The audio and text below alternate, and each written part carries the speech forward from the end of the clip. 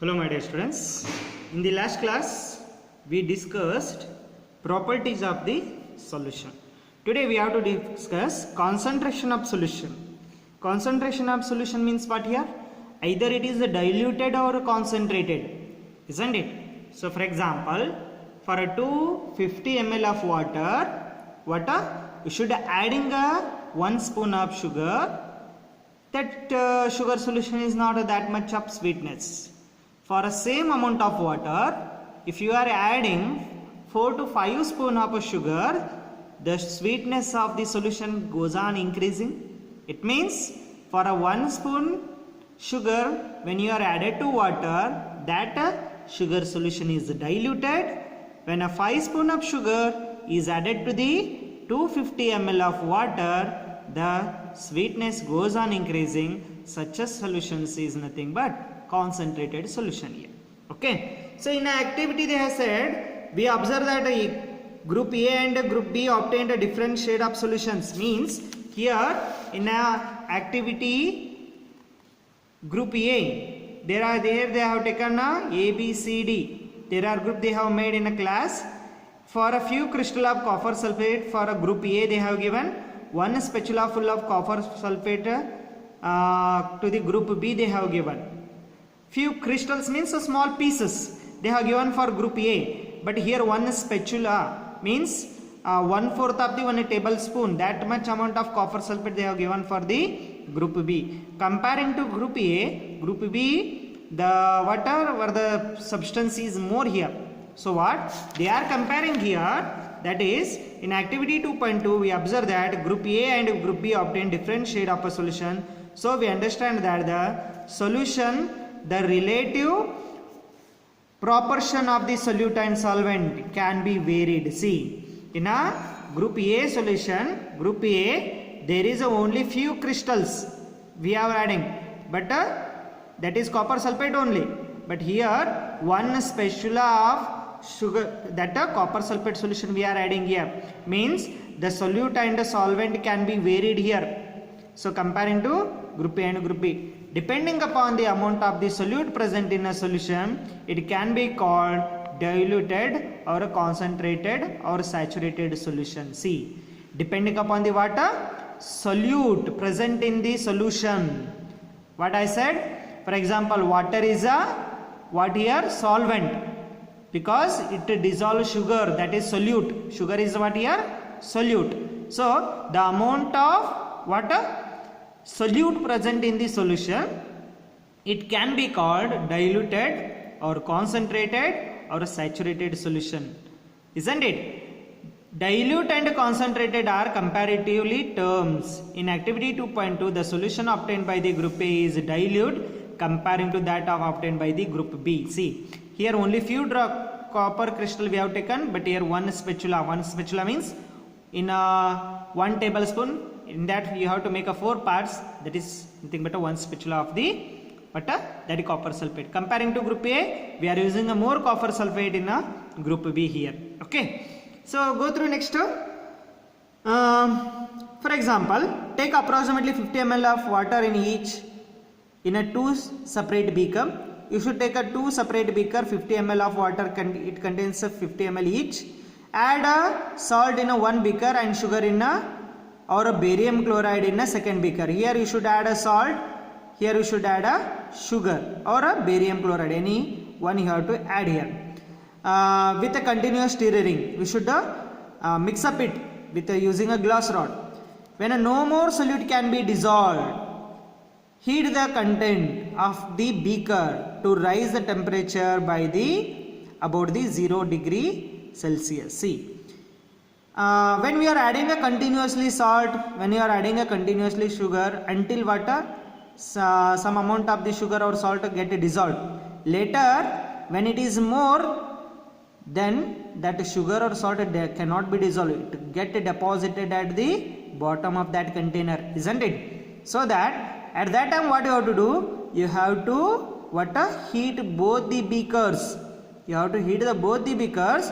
You should raise the temperature 5 degrees Celsius. At that time you have to see your getting a dissolve of that solute, salt and sugar dissolved in that solution, because we are raising the temperature here, because we are raising the temperature. Start adding the solute again and again. After heating this both the container, again goes on, you should add. For example, when you are preparing a lemon or lemon juice at home, you should be adding a sugar until small amount of water get dissolve some amount of sugar. If you are adding a more sugar, it cannot get dissolved, isn't it? When you are preparing the sweets, you are adding a water and sugar, isn't it? There it get dissolved, isn't it? So whenever the temperature goes on increasing, the solute get dissolved in a solvent, isn't it? So is the amount of salt and sugar or barium chloride that can be dissolved in a water at a given temperature the same? Both, for example, sugar and salt dissolve both in same case, means same amount. For example, if you are adding 5 spoon of sugar, means 5 spoon of salt, you are dissolving that, raising the temperature. At any particular temperature, a solution that has dissolved much solvent as it is capable of dissolving is said to be saturated solution. C. Any particular temperature, it may be 5 degrees Celsius, 10 degrees Celsius, however you are goes on increasing the temperature, a solution that can be dissolved much salt. See, here water is the solution here. In that we are adding a sugar or salt, whatever. It dissolve maximum amount of sugar and salt in it. Such a capable of dissolving is said to be saturated solution. Then this solution is said to be saturated solution. In other words, when no more solute can be dissolved in a solution at a given temperature is called saturated solution. See, for example, without heating the container, if you are adding sugar continuously to the water, there also sugar content is more. Such a solution is also called saturated solution. The amount of solute present in the saturated solution at this temperature is called solubility. At that temperature, how much solute can be dissolved, in that temperature we should call it as, it is nothing but we should term it as a solubility.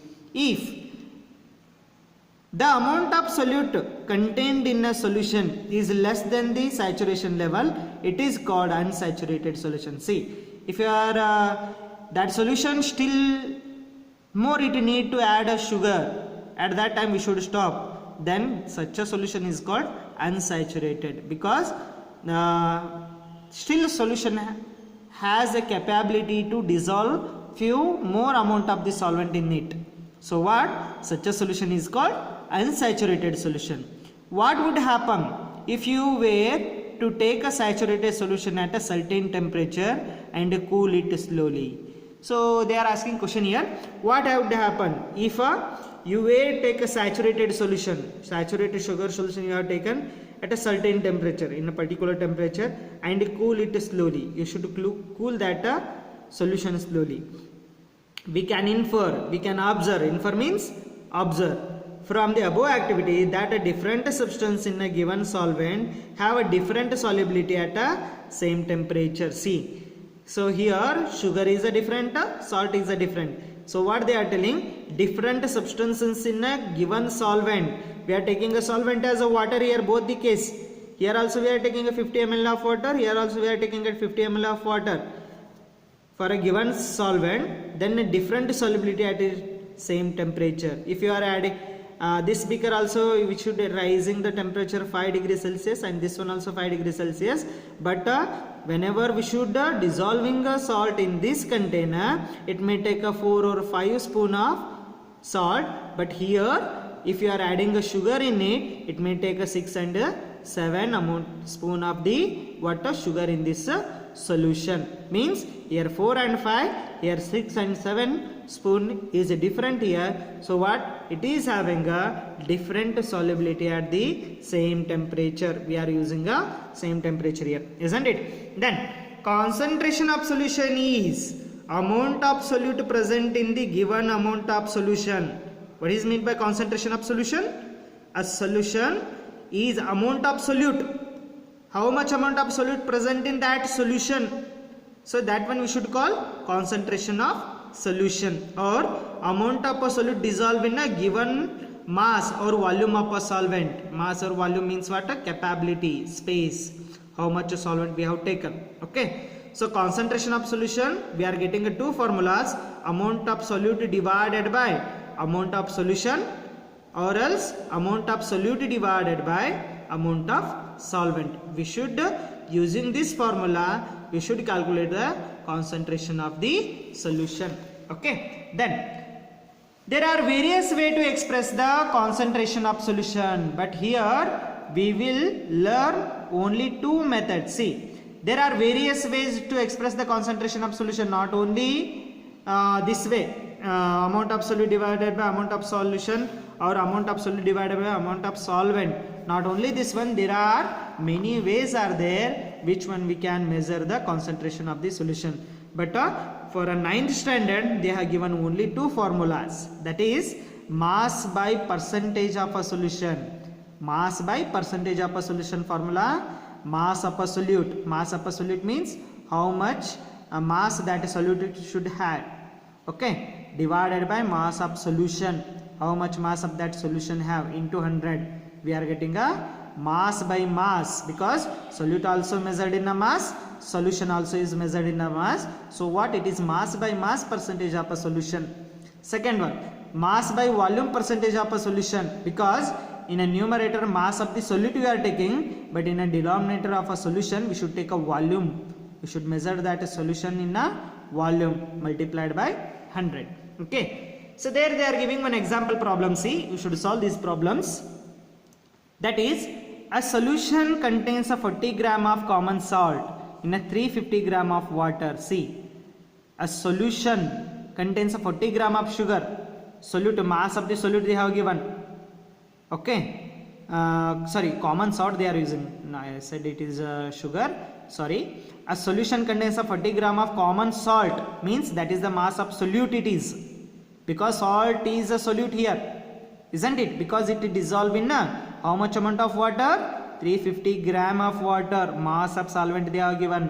Okay, 40 gram and 350 gram. Here mass of solute they have given, mass of solvent they have given. Which formula we have to use in these two? That is first formula we have to use here. That is a mass of the solution we have to calculate. That is, mass of the solution means what? Mass of the solute plus mass of the solvent, isn't it? Mass of the solute it is 40 gram, mass of the solvent it is 320 gram. Totally mass of the solution is 360 gram. But now we should come into the mass of the solution we got, that is the denominator term you got, isn't it? Then mass percentage of the solution we have to calculate. Use this formula, mass of the solute, mass of the solute, mass of the solution. Here we have calculated mass of the solution into 100, that is mass of the solute is 40, mass of the solution is 360, multiplied by 100, we are getting a concentration of the solution, it is 11.1%, isn't it? So I hope you all are getting this, what a concentration of solution. We'll discuss suspension in a next class. Thank you.